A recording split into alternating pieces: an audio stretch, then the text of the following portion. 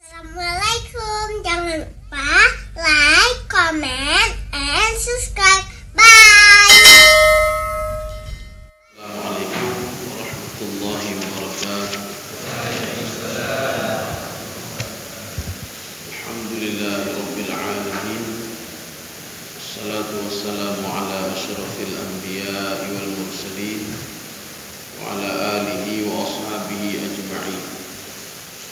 Raditu billahi rabba wa bil islami dina wa bi Muhammadin nabiyya wa rasulah. Rabbi shrah li sadri wa yassir li amri wahlul 'uqdatam min lisani yafqahu qawli. Allahumma ij'al jam'ana hadha jam'an marhuma wa tafarraqana min ba'dihi tafarruqan ma'suma. Kaum muslimin dan muslimat sidang jamaah subuh yang dirahmati Allah.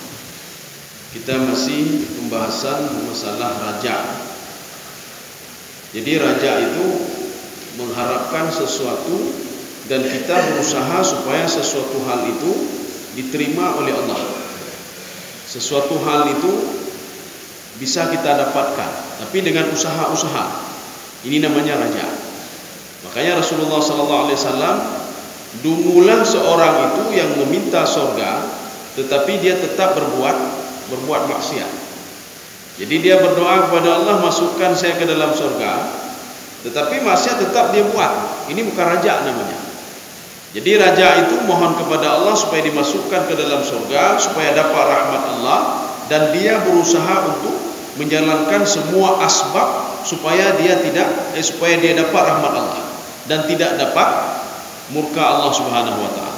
Kebaikan terus dia lakukan, kebaikan terus dia lakukan. Kita masih pada pembahasan fadilah raja. Jadi kalau kita lihat pada pembahasan yang lalu, ketika seseorang ingin mencintai Allah, harus melewati beberapa tahapan-tahapan. Jadi makanya raja itu di tengah. Jadi yang pertama itu adalah al-khauf. Khauf itu takut. Jadi seorang itu takut ibadahnya itu tidak diterima oleh Allah. Dia takut nanti ibadahnya ditolak oleh Allah. Dia takut terhadap larangan yang dilarang oleh Allah Subhanahu wa taala. Ini al-khauf namanya. Maka mustahil seorang ketika ingin mencintai Allah, dia cinta kepada Allah, sifat al-khauf ini tidak ada. Hanayo ke Allah bacut tadi. Dia buat maksiat, tidak takut sedikit pun kepada Allah. Dia berbuat sesuatu hal yang membuat murka Allah, sedikit pun tidak takut pada Allah Subhanahu wa taala. Jadi makanya dia salat, dia beribadah, tidak takut kalau salatnya ditolak. Tidak takut kalau zakatnya ditolak. Tidak takut dia kalau amal ibadahnya ditolak oleh Allah. Maka kita menumbuhkan sifat al-khauf dulu, khauf ya. Jadi habis salat kita takut apakah salat saya tadi diterima atau tidak oleh Allah. Ketika kita berdoa, ini doa saya diterima atau dikabulkan oleh Allah. Maka sifat al-khauf ini akan menggiring seseorang kepada level yang kedua, yaitu ar-raja. Dia memohon amal ibadah yang sudah dilakukan itu diterima oleh Allah. Itu raja namanya. Raja itu mohon. Dia terus memohon kepada Allah. Dia memohon kepada Allah Subhanahu wa taala supaya dibukakan pintu hatinya. Dia memohon kepada Allah supaya anaknya menjadi anak yang saleh. Ketika dua hal ini sudah dilakukan, maka hubbun itu tingkatan level paling tinggi. Seorang ketika sudah mencintai Allah, dia akan menikmati semua ibadah yang diperintahkan oleh Allah. Dia akan nikmati. Ya. Seperti seorang pekerja, dia menikmati dengan kerjaannya. Setiap perintah tuannya itu dia nikmati. Tuannya menyuruh ini, menyuruh itu, dia nikmati semua perintah tuannya. Sehingga kerja itu nikmat bagi dia. Makanya ketika nanti tidak kerja, sudah libur, dia susah. Ya. Kenapa susah? Karena dia sudah menikmati kerjaan yang dikerjakan selama ini. Jadi kita begitu juga. Kalau kita sudah melewati tahapan-tahapan ini, ketika sudah tahapan al-hubbu, kalau istilah Imam Al-Ghazali ar-ridha namanya. Ridha itu apa? Sudah ridha dengan kebaikan-kebaikan yang dilakukan. Sehingga Allah juga ridha kepada dia. Dia menikmati. Maka ridha itu kalau di dalam bahasa awam, atau al-hub itu dalam bahasa awam, kita sudah menikmati ibadah. Jangan sampai kebalikan. Yang kebalikannya bagaimana? kita itu al-khauf tidak ada. Muyo dan gedanyo. Kita tidak pernah takut. Tidak pernah takut amal ibadah diterima atau tidak. Kemudian naik ke level selanjutnya, nah ini lebih parah lagi. Artinya memohon pun tidak kepada Allah, tidak mengharap apa-apa kepada Allah. Maka akan lahir sifat yang membenci Allah Subhanahu wa taala. Kenapa? Karena dia tidak mengenal Allah. Ketika seorang sudah benci kepada Allah, maka ibadah itu tidak nikmat lagi sama dia. Seorang bawahan sudah benci kepada pimpinan, apapun yang dilakukan tidak merupakan sebuah kenikmatan. Pimpinannya menyuruh ini, dia lakukan tapi tidak ada nikmat sama dia. Maka kalau sudah level seperti ini, seorang salat tapi dia tidak paham apa itu ibadah salat, bahkan tidak nikmat salat itu. Salat itu merupakan suatu hal yang susah bagi dia. Dia bayar zakat itu susah juga bagi dia. Dia melakukan kewajiban juga susah bagi dia. Kaum muslimin sidang jamaah dirahmatillah. Makanya Allah Subhanahu wa taala, Allah berfirman, la taqnatu mir rahmatillah. Faharamun aslul ya'si. Ya. Jadi makanya Allah Subhanahu wa taala berfirman, janganlah kamu itu putus asa terhadap rahmat Allah. Nyat sakitnya rahmat Allah beda begitu. Maka kita jangan menganggap sekarang kita balik. Jangan menganggap penyakit itu ini bala saya ini. Itu rahmat Allah. Rahmat Allah. Makanya setiap hal-hal yang menurut kita jelek itu semua rahmat Allah bagi kita. Ini sudah pantas kita dapatkan. Untuk apa? Menuju suatu hal yang lebih baik lagi. Ya. Kita memberikan peringatan untuk anak kita supaya dia dewasa jangan seperti ini. Gitu. Artinya apa? Peringatan kita itu bermanfaat bagi dia. Peringatan Allah Subhanahu wa taala bermanfaat bagi kita supaya kita meningkatkan ibadah lebih hebat lagi. Seorang yang tanpa diuji, gojotan takutan, maka pikirannya tidak pernah berkembang. Maka ketika diuji dia menghadapi ini, menghadapi itu, maka pikiran dia makin terus berkembang. Maka Allah mengatakan la taqnatu mir rahmatillah. Jangan kamu itu putus asa terhadap rahmat Allah. Diberikan rezeki sedikit hari ini kita berusaha lagi. Ini bagaimana cara supaya lebih lagi. Jadi la taqnatu mir rahmatillah. Bahkan nanti ada level yang hebat lagi. Sedikit pun dia terima. Tidak ada pun dia terima. Alhamdulillah. Dia terus berusaha. Berusaha bukan untuk dapat rezeki itu tidak. Berusaha karena perintah Allah. Ya, berusaha karena perintah Allah. Kalau rezeki kata Allah bisa saya hambur-hamburkan, tidak ada masalah. Cuma kamu patuh saja pada perintah. Bagaimana kepatuhan kita? Allah menyuruh kita famshu fi manakibiha, berusahalah kamu, bersusah payahlah kamu, fakulu min rizqi. Setelah itu saya berikan rezeki kepadamu. Kamu berusaha saja. Walaupun usahamu itu tidak masuk akal. Artinya masuk akal apa namanya? Ini nak masuk akal, kita berusaha akan dapat ini. Jangan pikir hasilnya dulu. Kita yang jelas berusaha dulu. Ketika ditanya kenapa bekerja, karena perintah Allah.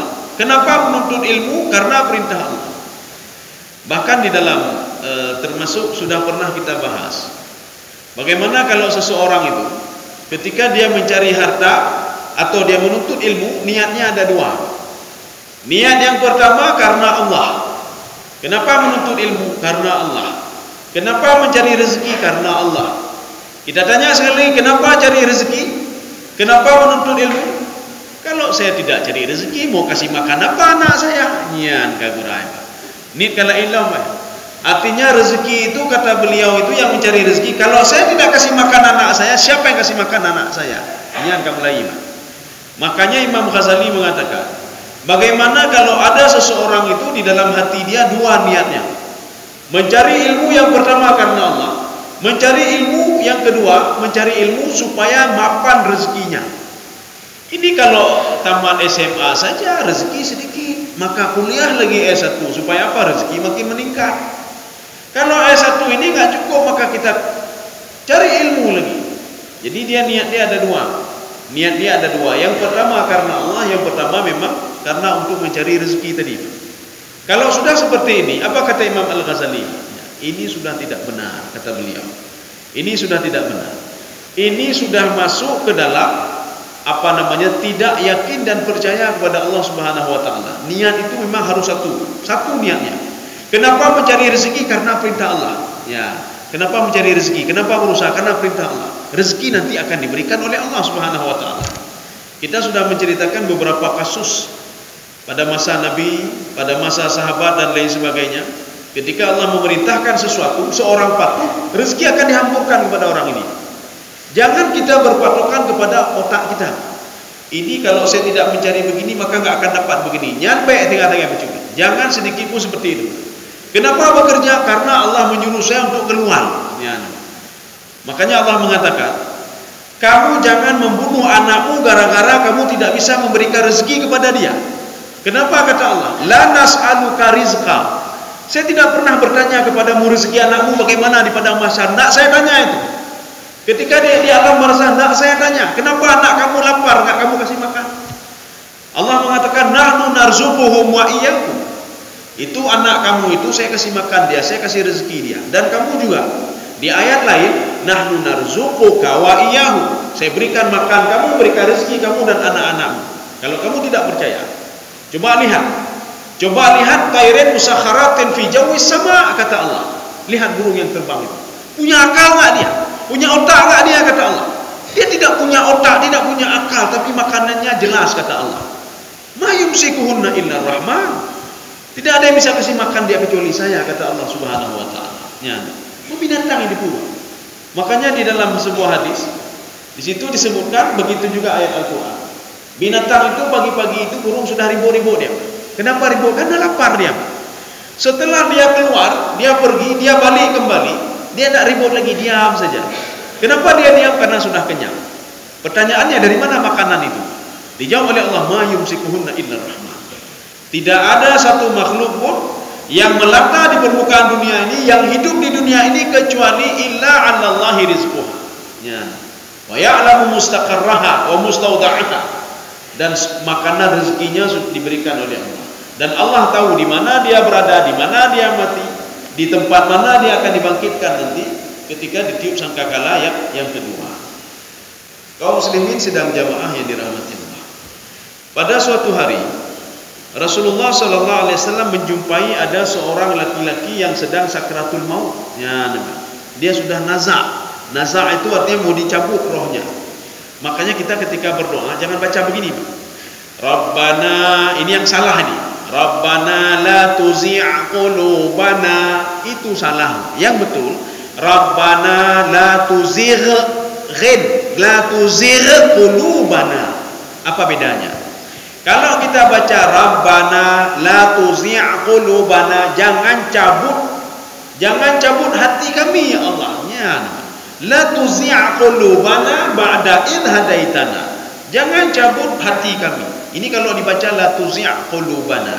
Yang benar adalah Rabbana la tuzigh qulubana. Jangan buat hati kami resah ya Allah, setelah Engkau berikan petunjuk kepada hati ini. Ya. Maka sebagian kita membaca Rabbana la tuzi' qulubana. Jangan Engkau cabut hati kami ya Allah. Kita cabut hati yang lain. Maka hati kita selalu gundah selalu. Karena apa? Kita tidak membaca Rabbana la tuzigh qulubana. Jangan gundahkan hati kami setelah Engkau berikan petunjuk kepada hati kami ya Allah. Maka kalau naza' itu maknanya seorang mau dicabut rohnya, itu naza' namanya. Ketika mau dicabut rohnya, ya Rasulullah datang ke situ. Apa kata Rasulullah sallallahu alaihi wasallam? Faqala Nabi sallallahu alaihi wasallam fi an-naza'. Jadi Rasulullah berbicara dengan seorang pemuda ketika itu dia mau naza', waktu-waktu terakhir dia di dunia. Kaifa tajiduka? Kamu bagaimana kamu dapatkan kondisi kamu sekarang? Kamu bagaimana? Menurut kamu bagaimana kamu? Ya, lagi rumupok kan? Orang ketika ketabrak ditanya, bagaimana kondisi? Oh, maju kok sakit tak lu, karak meninggal lu, karaknya lu, kan biasanya begitu. Ada orang ketika sakit kan begitu juga. Ketika sakit kita mengunjungi beliau, kita tanya, bagaimana apa? Oh, jerada rupanya sakitnya. Jerada sakit kali mongro.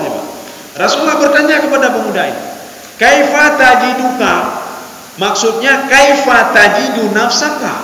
Bagaimana kamu melihat kondisimu sekarang? Apa kata pemuda ini? Dengan sangat tenang sekali dia menjawab, ajiduni akhafu dhunubi. Saya takut sekali kepada dosa-dosaku. Ya, nih, Pak. Dia ketika meninggal dosa tinggal nih, Pak. Nyona sebagian dulu. Ketika meninggal, bagaimana ini keadaan kamu? Oh, saya takut saham saya diambil oleh orang lain. Saham lun, lampuh tinggal. Karena mati tinggal lampuh lun. Apa cukup utah yang orang. Waktu di dunia dia cari dunia, waktu meninggal tinggalnya hartanya.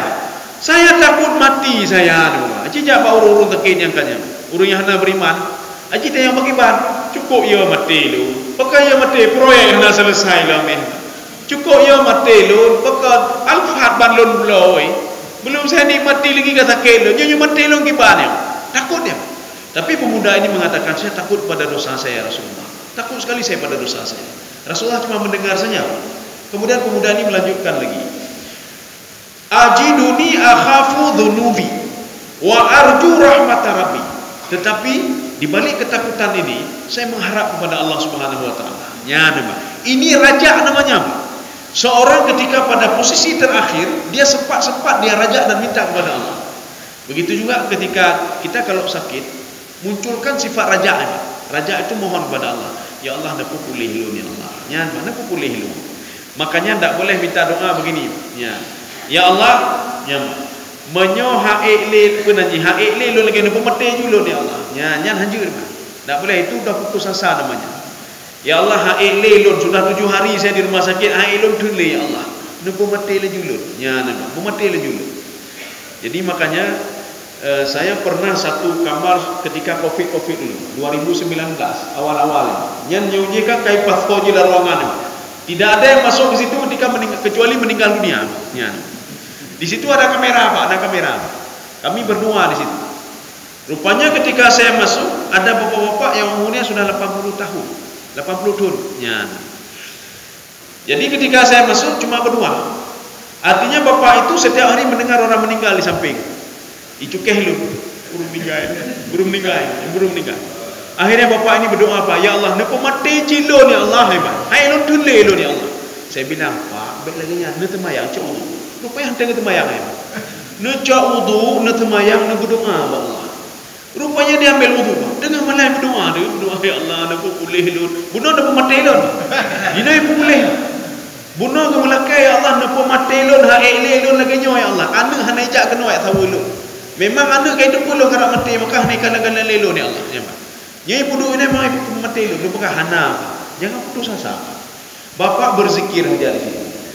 Bapak berzikir, bapak salat, kalau bisa bapak bangun salat tahajud, salat 2 rakaat saja. Ya, gitu mayang tu yang berdoa dengan Allah. Pulih tengok kaji mo ya. Ya. Gila kaitin maklun. Saya pulang dulu kaji dua, bahlun nang tidur. Ya. Jadi putus asa itu tak boleh. Kalau minta ya Allah, tetapi ada sebagian ulama mengatakan begini. Kalau seandainya seorang dipenuhi dengan hutang-hutangnya, dia berdoa kepada Allah, ya Allah, sebelum saya melunasi hutang saya, jangan matikan saya dulu ya Allah. Saya akan berusaha semaksimal mungkin akan melunasi hutang saya itu ya Allah. Ya, kalau ini seperti ini tak apa-apa. Karena orang yang berhutang itu tidak mau disalatkan oleh Rasulullah, kecuali ada orang yang menjamin hutang dia baru disalatkan. Maka Rasulullah ketika ada seseorang meninggal dunia, Rasulullah jadi imam, ditanya oleh Rasulullah, dia ada hutang, ada yang nak mau saya salatkan. Siapa yang menggantikan saya nak mau salatkan orang ini. Akhirnya ada seorang pemuda, dia tunjuk tangan, ya Rasulullah, saya jamin hutang dia ya Rasul. Siapa nama kamu? Disebutkan nama. Saya jamin, saya saudara dia. Baru mau disalatkan. Kalau enggak mau disalatkan oleh Rasulullah sallallahu alaihi wasallam. Atau doa seperti ini. Ya Allah, kalau hidup saya bermanfaat bagi orang lain, ya, maka panjangkanlah umur saya, berkahilah umur saya ini. Tapi kalau saya hidup ini dengan hidup ini maksiat makin bertambah, necok mentang lo ni Allah, nyan, be makin bertambah maksiat, nyan. Walaupun ini ada kontroversi, ada yang mengatakan hanjut cik lagi nya. Kita harus husnudzan kepada Allah Subhanahu wa taala. Jadi kita minta terus kepada Allah, ya Allah, menyunatalah dan pemaaf ya Allah, nyan. Kalau sudah ajalnya kata necok aja lo ni Allah, nyan. Kaum muslimin sedang jemaah dirahmati Allah. Kalau orang Aceh biasa kan begini. Ada anaknya baru lahir sudah meninggal dunia. Ban lahir kan meninggal. Yang berdoa geklik galirnya. Ya Allah, pekan bagatan ni jo anak lon. Mentang ubun ya Allah. Mentang paduk thon ban lahir kan ni jo. Pekan hana ni jo lon mentang ya Allah ya. Pekan hana ni jo lon ya Allah ya. Dipegah malaikat boje lon jo ron je. Belum bekci. Bekci ke bekci. Belum bekci. Ketika makanya seorang itu pandai ngomong, saya ya Allah saya akan begini. Tapi ketika diuji goyang dia.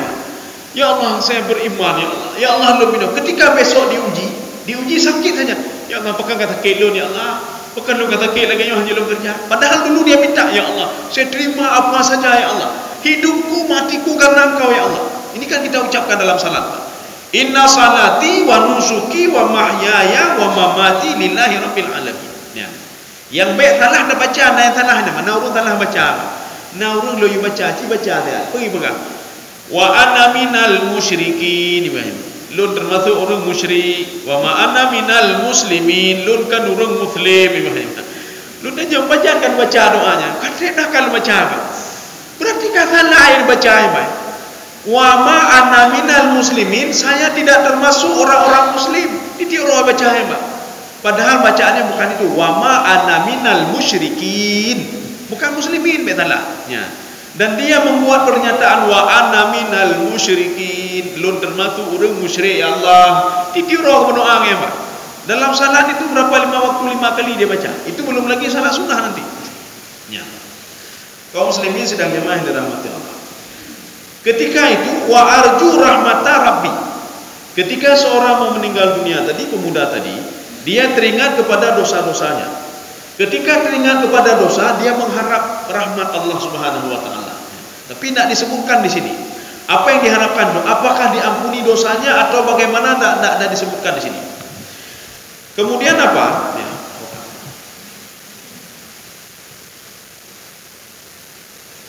Ya, ini sudah tidak tahu lagi sebentar. Ya.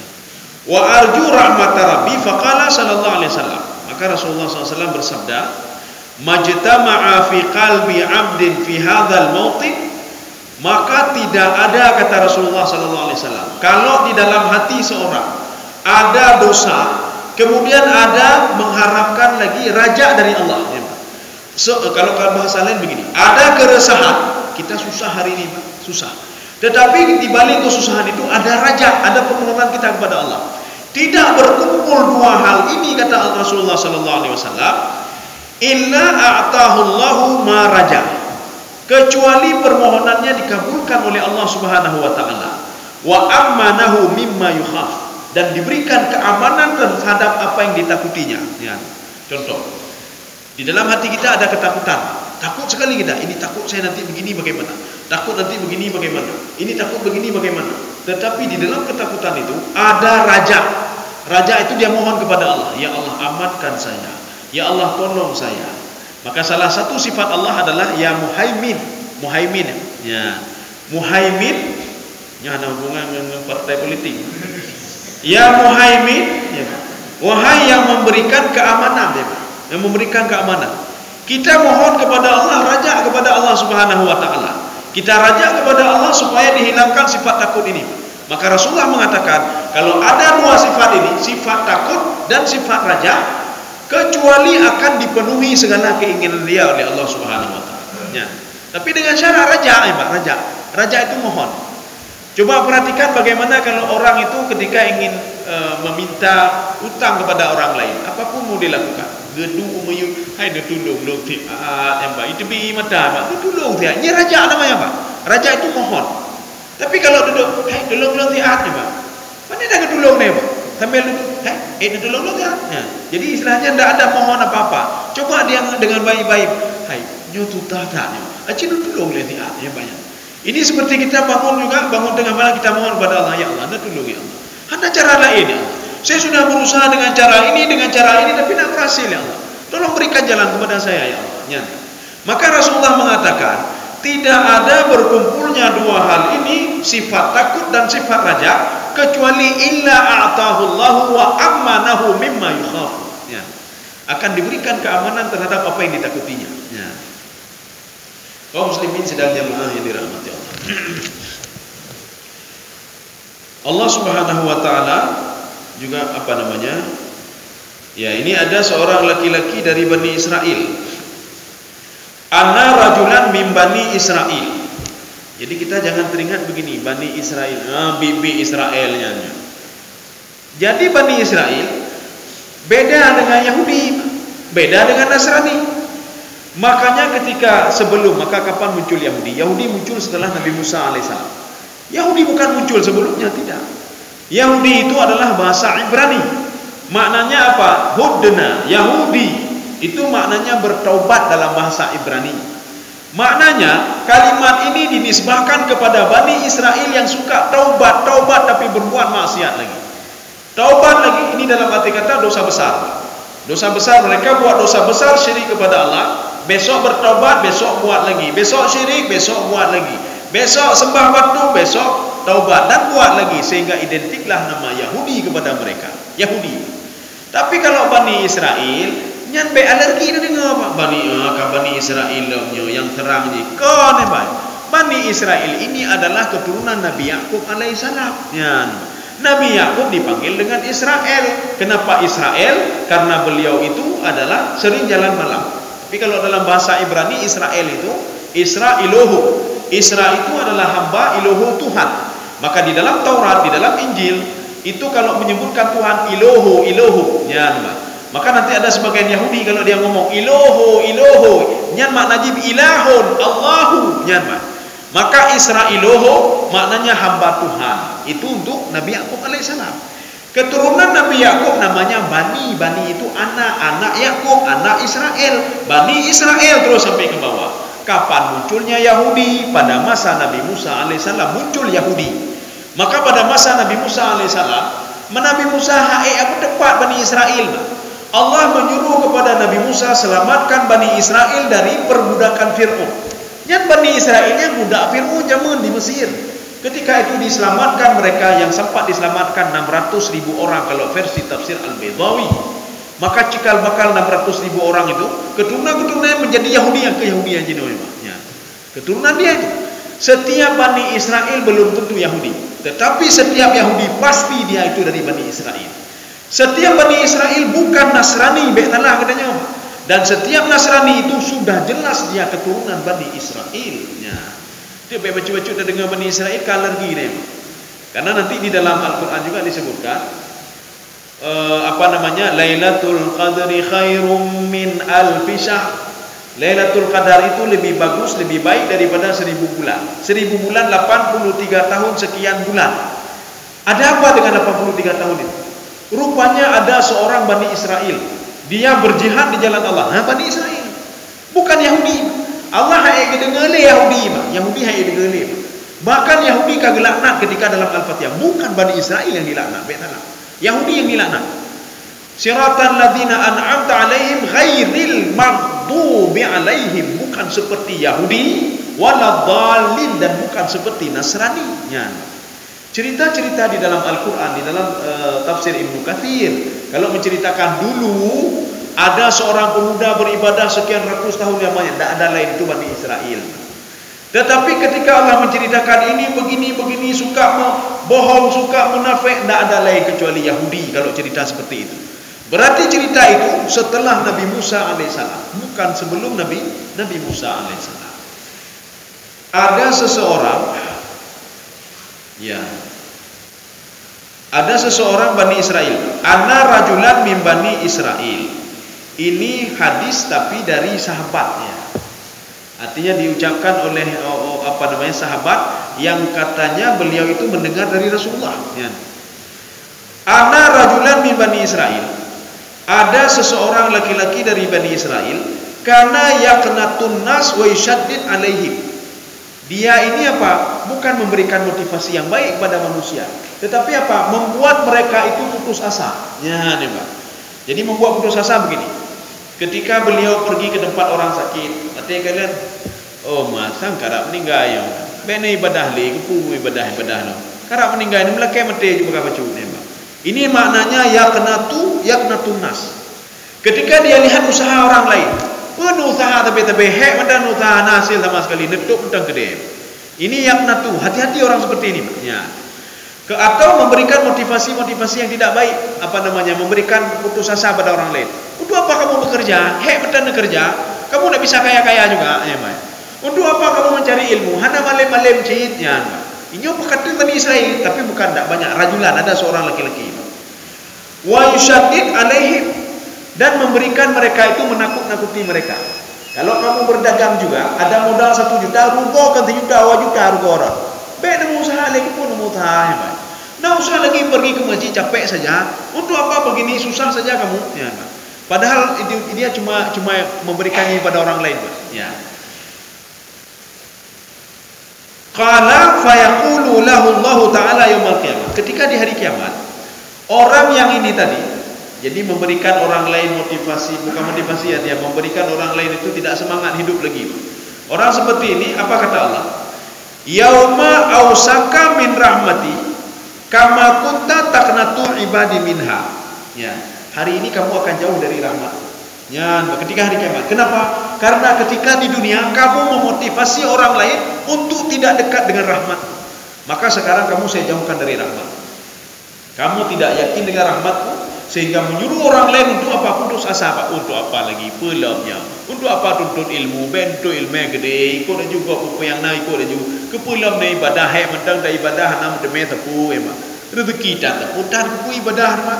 Kepu na bumbunya kepu tahajud hana kaya-kaya habis mak.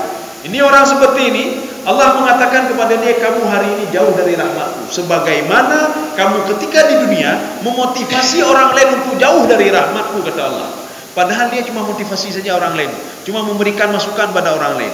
Memberikan masukan saja tidak boleh, apalagi kita itu putus asa terhadap rahmat Allah.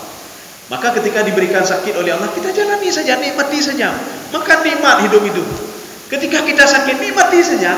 Ketika dapat rezeki sedikit, nikmati saja, Pak. Nikmati saja, Pak. Maka orang ini selalu tersenyum, Pak. Nikmat, nikmat. Nah, ujian nikmat ujian, Pak. Pepe, nyuat euro, pepe, wate coro, pekan coro tapi, pekan tumung tapi, ate hansip kita boh lah rumah, Pak. Benar dua boh lah rumah, pepe, Pak. Kam pepe.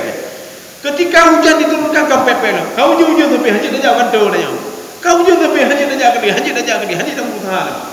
Maka kita nikmati saja. Maka Allah mengatakan dalam hadis qudsi, la tasubbud dahra. Kamu jangan mencaci maki masa. Jangan mencaci maki hujan, jangan mencaci maki panas, jangan mencaci maki matauro. Nyuro bagi bantu umtan lago. Puhana aja hilang penyantu, pelepi mencu. Mbak pepep ni, Mbak. Kalau kamu mencaci maki masa, fa ana dahru, saya menciptakan masa itu. Berarti sama seperti kamu mencaci maki saya. Lagi kita nyo tawar rumah, Pak, tawar rumah. Tak kalian makanan di sini. Kau maten tabe-tabe kau maten, Pak. Coknya piring-piring dah pupuk. Nyang sama lagi takkan kinang draw dah nyo. Peron hana bulain ni, Pak. Peron hana kelain yang katanya. Mencaci maki kanatin sama lagi mencaci maki urang yang mata aku maten, Pak. Nya lagi. Jadi makanya Allah melarang seperti itu. Nikmati saja. Kalau nak mau ya tinggalkan. Nak mau karena saya tinggalkan ya, tinggalkan saja. Ada musim hujan, nikmati saja, nikmati saja. Kita yakin katanya hujan itu diturunkan oleh Allah. Nah, mungkin Allah menurunkan sesuatu, menurunkan bala, menurunkan nikmat kecuali ada sebabnya. Kita nikmati saja. Ketika panas nikmati saja, ya Pak, nikmati saja. Maka hidup itu nikmat selalu, Pak, nikmat. Mati-mati nikmat katanya. Kaum muslimin sedang jamaah yang dirahmati Allah Subhanahu wa taala. Ini yang akan saya baca ini di bawah ini sekarang. Ini hadis ini pernah kita baca beberapa, tetapi bukan kita baca hadis, saya kisahkan, saya ceritakan. Ini langsung hadisnya kita baca sekarang. Wa qala sallallahu alaihi wasallam. Rasulullah bersabda, ini tetap raja ini, mohon kepada Allah. Rasulullah ingin menceritakan, mohon kepada Allah itu. Ketika seorang di dalam neraka pun ketika dia memohon dikabulkan oleh Allah, apalagi kita masih di dunia. Ya, ini maksudnya. Artinya jangan putus asa. Seorang yang sudah dimasukkan ke neraka pun dia mohon kepada Allah dikabulkan doanya. Apalagi kita golong neraka lah, golong surga lah, golong mati lah, golong pada mahsyar lah, golong hisab lah. Yang penting di dunia apa ada kesempatan lagi. Ya. Jadi Rasulullah mengatakan, inna rajulan, ada seorang laki-laki yadkhulun nar, dia masuk ke neraka. Fayamkuthu fiha alfusanah, dia sudah berada di dalam neraka itu 1000 tahun. 1000 tahun, kalau kita kira-kira dengan ukuran satu hari 1000 tahun, berarti sudah 1.000.000 tahun dia di sana. Kalau kita kira-kira dengan perkiraan pada mahsyar, satu hari itu khamsina alfasanah, 50.000 tahun kali 1.000, ya kepadungkanya 50 miliar ya, dia berada di neraka ya. Setelah itu apa kata pemuda itu? Yunadi, dia tapi sempat memanggil Allah. Ini kita tahu Allah. Apa kata pemuda ini? Ya Hanan, ya Manan ya. Makanya kita kalau ingin memberikan nama itu, nama anak Abdul Manan, jangan Manan ya, Manan itu sifat Allah. Lagi rubuh Rahman itu, Abdul Rahman ya, Muhaimin, Abdul Muhaimin ya, seorang hamba dari Allah yang bisa menjamin keselamatan katanya. Tapi kalau sudah diletakkan ya tidak ada masalah ya. Katakanlah gimana ada rubah Manan kok. Kemudian dia mengatakan ya Hanan. Hanan itu begini. Hanan itu kalau gambarannya kasih sayang ibu kepada anaknya tidak ada batas. Kasih sayang seorang ibu kepada anak. Seorang ibu akan melakukan apa saja demi anaknya. Anaknya sekolah, anaknya pendidikan, dan mau apapun dilakukan oleh ibunya. Demi makanan anak apapun dilakukan oleh ibunya. Saking sayangnya seorang ibu dengan seorang anak. Beda dengan ayah. Ayah agak berbeda dengan ibu. Ya, walaupun ada sebagian anak dekat dengan ayahnya, tetapi kasih sayang seorang ibu, walaupun dia tak kala bingkai percuma, tetapi dia itu cukup sayang kepada anaknya. Maka Rasulullah mengatakan, kasih sayang Allah kepada hambanya lebih daripada kasih sayang seorang ibu kepada anaknya.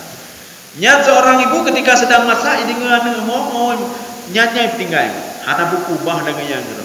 Dia pergi ke anaknya. Ketika anaknya sakit, apapun mau dijual. Semua mau dijual demi keselamatan anaknya. Ya, begitu kasih sayang ibunya. Ini namanya sifat hanin. Hanin itu Allah lebih daripada hanin. Hanan. Hanan. Tetapi kita saja tidak bisa mendeteksi yang gaib. Kita tidak bisa mendeteksi yang gaib. Contoh begini. Seorang ayah jauh dengan anaknya di Maroko atau Padang. Kan dia tidak pernah melihat anaknya. Tetapi anaknya selalu nelpon ayahnya. Akibatnya hana buku lonjo, long kirim peng, hana buku. Dia tidak pernah melihat anaknya. Pada dari kecil atau apa dia sudah berpisah dengan orang tuanya. Tetapi apa? Ayahnya saking sayangnya dia kirim ini, dia kirim semua dia kirim. Walaupun anaknya belum bisa melihat ayahnya. Nanti suatu saat dia akan bisa melihat ayahnya. Dia tanya buku yang dah melakai, anak yakin. Anak ada tak pergi pada melakainya. Itu jangan seperti itu. Artinya Allah tetap mengontrol kita. Allah itu sifatnya Hanan. Hanan itu cukup sayang kepada hamba. Fadhkuruni adzkurkum washkuruni wa la takfuru. Dengan syarat kamu mengingatku, aku akan mengingatmu, kata Allah Subhanahu wa taala. Pemuda ini, ya ini terakhir ini kita. Pemuda dia mengatakan ya Hanan, ya Manan di dalam neraka. Dia berteriak mengucapkan ya Hanan al-Mannan. Kalau sahabat sebelum meninggal dunia, beliau selalu ketika rukuknya, mati rukuk. Tetapi kalau di dalam salat fardu nanti mengganggu orang lain. Kalau imam rukuk lama-lama orang lain menjungkak oleh ni, karena mungkin kaguan tak kau matrit tak lagu. Kalau ingin seperti sahabat rukuk membaca doa ketika rukuk, Subhana rabbiyal azim wa bihamdi ditambah ya Hanan al-Mannan, ucapkan berapa kali boleh. Tapi usahakan salat sendiri. Ya, salat sendiri. Kalau salat berjamaah kita sedang begini, imam sudah sujud dah, nyantri dah baca. Tapi kalau imam memberikan kesempatan kepada kita, karena naci imam yang trip daripada hana mampu baca saja ya Hanan al-Mannan baca. Fa yaqulullahu ta'ala, Allah memerintahkan mengatakan kepada Jibril. Tak sembarangan orang diperintahkan, tak sembarangan malaikat. Jibril yang diperintahkan. Apa perintah Allah kepada Jibril? Ya Jibril, idhab fa'tini bi abdi.